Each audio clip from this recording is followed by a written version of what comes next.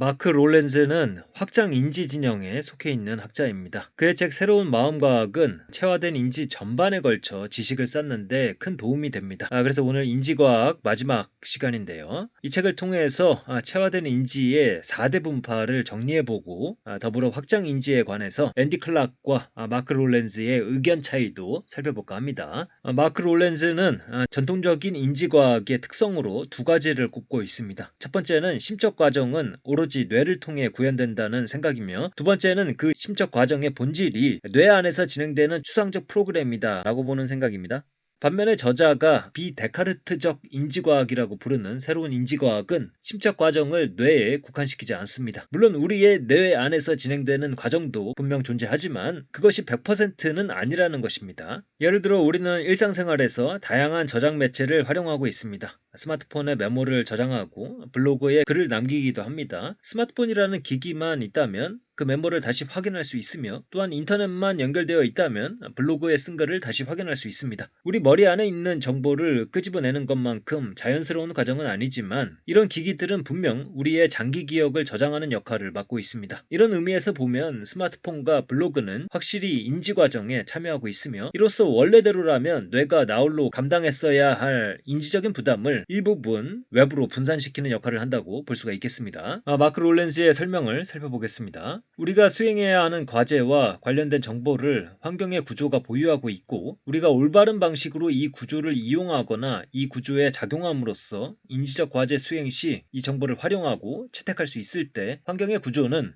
인지적 과제에 관련된다. 외부 구조에 작용하여 그 구조에 담긴 정보를 단순히 존재하는 것에서 이용 가능한 것으로 변환하는 것이 비데카르트적 인지과학의 핵심이다. 비데카르트적 인지 개념에 따르면 이러한 종류의 행위는 인지의 일부다. 여기서 구조를 이용하거나 구조에 작용함으로써 정보를 이용 가능하게 만드는 것, 이 내용이 중요할 듯합니다. 외부 구조에 저장되었던 정보는 외부 구조를 조작하여 저장된 정보를 이용 가능한 정보로 변환시킴으로써 비로소 이용 가능해집니다. 예컨대 메모장에 저장된 정보는 메모장을 켜고 원하는 메모를 클릭했을 때 화면에 호출됨으로써 이용 가능한 정보로 변환됩니다. 그리고 이러한 정보는 이제 요리가 다 된 것이니 먹기만 하면 됩니다. 이런 과정을 통해 뇌는 정보 저장에 써야 할 에너지를 아낄 수 있게 됩니다. 그 다음으로 마크 롤렌즈는 마음에 대한 오해를 바로잡아주고 있습니다. 마크 롤렌즈는 마음 혹은 인지가 고정된 실체가 아니라 어떠한 과정이라고 봅니다. 뇌 안 혹은 바깥에 사물과 환경에 따리를 틀고 있는 마음의 실체 따위는 존재하지 않습니다. 마음은 그저 과정일 뿐이며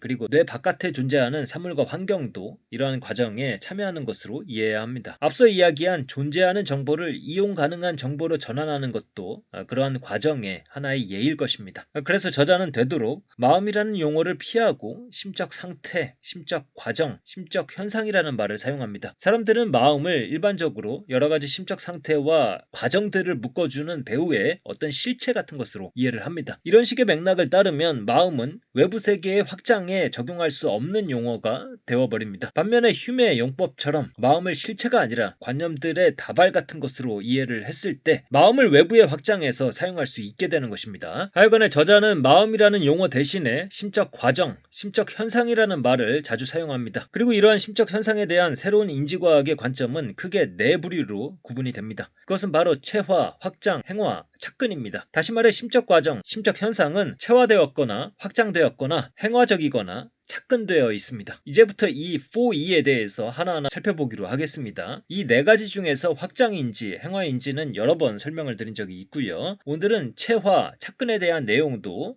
같이 살펴보도록 하겠습니다. 첫 번째, 체화입니다. 원래 넓은 의미의 체화에는 확장인지, 행화인지 전부 다 들어가 있는 것이고, 여기서 거론하는 체화는 좁은 의미의 체화 개념입니다. 이 좁은 의미의 체화는 인지나 마음의 과정이 뇌에 국한되는 것이 아니며 더 넓은 신체와 엮여서 구성된다고 주장을 합니다.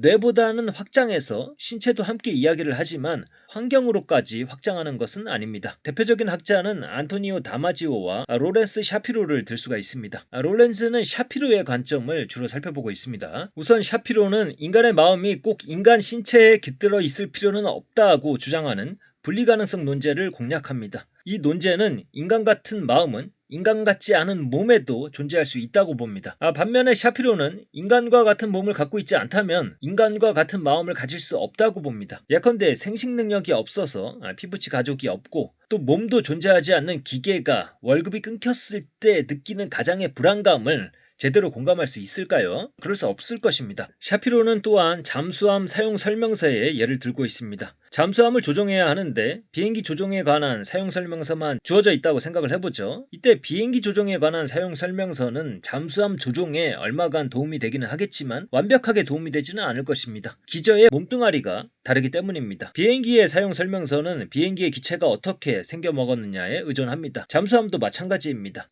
이것을 우리 인간의 마음에 한번 적용을 해보죠. 우리 마음 안의 표상을 계산하고 관장하는 규칙들 혹은 질서들은 반드시 몸과 엮여 있을 것입니다. 마음만 신체로부터 똑 떼내서 추상화시켜 가동시킬 수는 없습니다. 사용 설명서의 근간은 몸체이며 몸체가 바뀌면 그 사용 설명서는 다른 맥락과 의미를 형성하게 되는 것입니다. 똑같이 고를 실행해도 잠수함은 물속에서 전진을 하겠지만 전투기는 상공으로 날아오를 것입니다. 두 번째, 확장은 우리의 인지가 뇌 바깥의 환경으로 확장될 수 있다는 주장입니다. 채화가 뇌 바깥으로의 확장을 외치더라도 신체 내부에서의 과정을 강조한다면 확장은 뇌 바깥으로 나가면서 한 발자국 더 나갑니다. 즉 그것은 아예 신체 바깥으로 나가서 환경까지 나아가는 것입니다.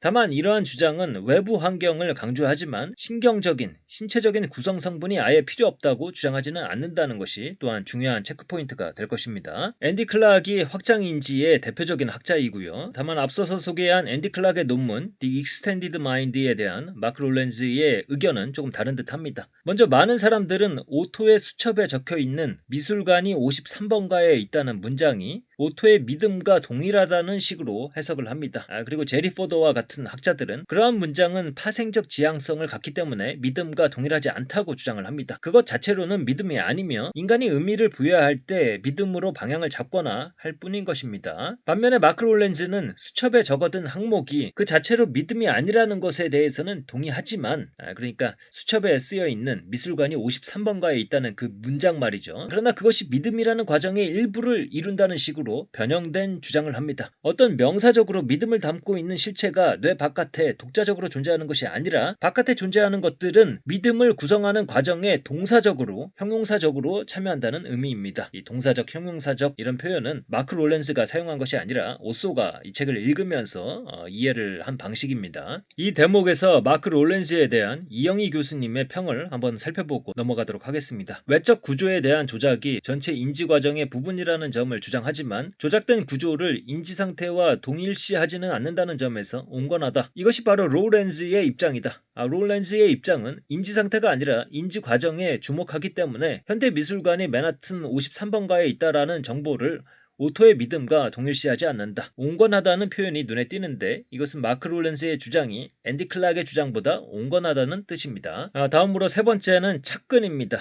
착근 대신 내장이라는 말을 사용하기도 합니다. 그래서 내장인지라고도 하죠. 착근은 우리의 심적 과정이 외부 환경에 의존한다고 보는 관점입니다. 만약 적절한 환경적 발판이 존재하지 않는다면 심적 과정 또한 제대로 이루어질 수 없다는 관점입니다. 예를 들어 퍼즐 맞추기에서 손수 퍼즐을 맞추어 보는 행위를 금지한다면 우리는 퍼즐을 제대로 맞추지 못할 것입니다. 누군가는 순수하게 정신적 힘으로 퍼즐을 맞출 수도 있겠지만 퍼즐을 손으로 맞추면서 하는 작업보다 더 잘 되기는 어려울 것입니다. 그래서 착근은 외부의 정보 구조가 인지적 과정에 참여한다는 주장이 아니라 발판 또는 틀을 제공한다는 주장입니다. 그러니까 착근은 우리의 인지 과정이 외부로부터 인과적으로 영향을 받거나 혹은 인지 과정이 외부에 의존한다고 주장할지언정 그것이 인지를 구성하는 구성 성분이라고 주장하는 것은 아닙니다. 이러한 착근된 마음은 전통적인 뇌 중심 인지과학에 열려있는 측면이 있습니다. 만약 인지가 외부 환경에 의존하는 것이라면 인지에 있어서 진짜 중요한 과정은 뇌 안에서 일어나는 것이며 외부 환경은 보조할 뿐이다 라는 해석은 자연스러운 귀결로 보입니다. 마크 롤렌스가 보기에 착근은 확장된 인지의 매력을 충분히 향유하면서도 그것의 급진적인 결과는 피하고자 하는 사람들이 채택하는 경향이 있습니다. 최근의 논쟁에서 이 이론은 실제로 확장된 마음에 대한 주장의 유효성을 인정하면서도 그 결과는 제한하고자 하는 사람들이 주로 채택하는 경향이 있다. 즉 착근된 마음 이론은 환경 내 적절한 구조에 의존하고 이를 이용함으로써 내부 인지작용의 복잡성을 줄일 수 있는 다양한 방법이 있다는 것을 인정하지만 그럼에도 불구하고 진정한 인지는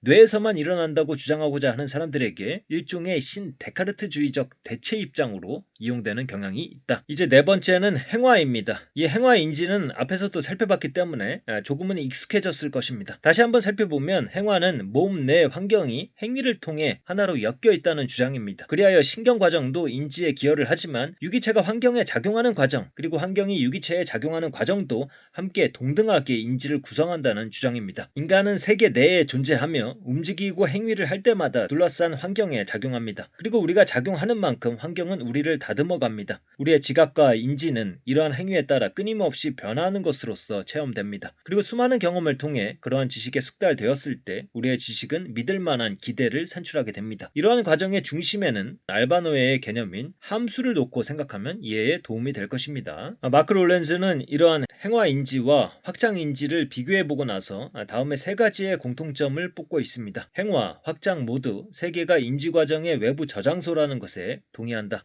행화, 확장 모두 인지과정이 내부작업, 외부작업 모두에 걸쳐 있다는 데에 동의한다. 행화, 확장 모두 외부작업은 외부 구조를 조작하는 행위의 형식을 띈다는 데에 동의한다. 다만 마크 롤렌스는 핵심적인 부분에서 행화인지는 확장적으로 보이지 않는다고 주장을 합니다. 그는 우선 알바노의 행화주의가 사실은 세계를 탐색하는 활동이라기보다는 감각운동적 지식과 세계에 대해서 행위하는 능력에 관한 것이라고 규정한다. 그리고 그 지식과 능력은 확장되지 않으며 내재적인 성격을 갖습니다. 첫 번째, 이 알바노의 감각운동적 지식들은 결국 노잉 하우의 방법적 지식이 아니라 노잉 대세, 명제적 지식을 말하고 있다는 점을 지적하고 있습니다. 명제적 지식은 기본적으로 뇌 바깥으로 확장되기 어렵습니다. 따라서 감각운동적 지식들의 본질이 만약 명제적 지식이라면 감각운동적 지식 또한 바깥으로 확장되기 어렵다고 보아야 합니다. 오소의 생각으로는 만약 감각운동적 지식이 망치질을 잘 수행하는 것과 같은 방법적 지식이라면 그것은 뇌뿐만 아니라 몸과 도구도 참여하는 확장적인 과정일 것으로 보입니다. 결국 우리가 움직일 때 사물의 모양이 어떻게 변하는지를 이해한다는 것은 무엇인가? 이것은 우리가 이렇게 움직이면 대상의 모양이 이러저러하게 바뀔 것이라는 것을 이해하는 데 지나지 않는 듯하다. 알바 노예의 감각운동적 지식에 대한 설명은 전형적인 암묵지, 방법적 지식, 기술적 지식에 관한 설명처럼 보여지기 때문에 그것이 노잉 대세 명제적 지식인지에 대해서는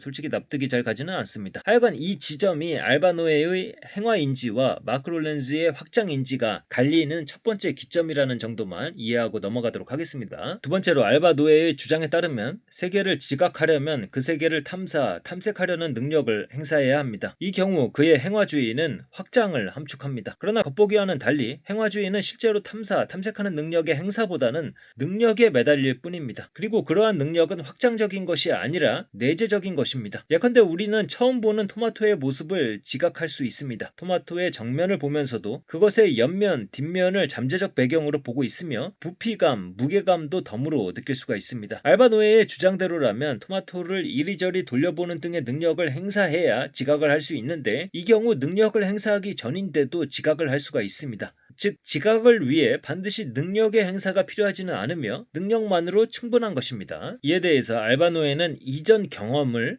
거론할 것입니다. 토마토에 대한 과거의 경험들이 쌓여있는 덕분에 지금 능력을 행사하기 전이지만 그 능력만으로 새로운 토마토를 지각할 수 있다는 식으로 말이죠. 그런데 롤렌스가 보기에 이렇게 되면 과거의 경험으로부터 배운 것, 즉 학습만이 확장된 과정이 되며 이미 지각했던 토마토의 속성을 지각하는 것에는 확장된 과정이 필요 없게 된다는 것을 의미하게 됩니다. 이 경우 지각 그 자체는 확장된 과정이 아니라 학습만이 확장된 과정이 되어버리기에 매우 약한 버전의 확장된 인지로 보여진다는 것이 마크 롤렌즈의 주장입니다. 이후에 지각과 학습의 구별을 약화시키려는 알바노의 진영의 시도와 이에 대한 마크 롤렌즈의 반론이 뒤따르는데 여기까지는 정리하지 않도록 하겠습니다. 이 단락의 마지막은 행화와 확장의 차이점에 대한 이영희 교수님의 설명을 살펴보면서 마무리할까 합니다. 행화주의는 여러 가지 점에서 확장인지 이론과 충돌하는데 그중 가장 첨예한 대립은 몸의 위상에 대한 것이다. 확장인지 이론에 따르면 인지는 몸의 경계를 넘어 환경적 요소로 확장될 수 있다. 그 이론은 복수실현을 인정하기 때문에 인지는 몸이라는 물리적 기반을 넘어서 환경적 요인에서도 실현될 수 있다고 주장한다. 이에 비해 행화주의는 복수실현 가능성을 부정하는 것으로 보인다. 노예가 주장했듯이 일정한 몸 기술을 지닌 유기체만이 지각할 수 있다면 몸의 경계를 벗어난 인지, 특히 지각적 인지는 제대로 성립할 수 없다고 봐야 한다. 행화인지와 확장인지 모두 몸을 넘어서서 환경을 중요시하지만 몸의 가치를 어떻게 보는지에는 차이가 있습니다. 인간의 몸에 중요한 의미를 부여하는 쪽은 행화인지 진영이며 반면에 상대적으로 몸에 비중을 좀 덜 주는 쪽으로 가는 진영은 확장인지 진영입니다. 포스트 휴머니즘 사조를 양분하고 있는 트랜스 휴머니즘이 확장인지 진영, 특히 앤디 클락의 글을 자주 인용한다는 점, 그리고 또 다른 거대한 흐름인 비판적 포스트 휴머니즘이 프란시스코 바렐라의 글을 자주 인용하는 것도 연결해서 이해할 수 있을 듯 합니다. 그러면 오늘까지 해서 인지과학에 관련된 내용들을 마치도록 하고요. 조금 휴식기를 가졌다가 조금 더 재미있는 신경과학으로 돌아오도록 하겠습니다.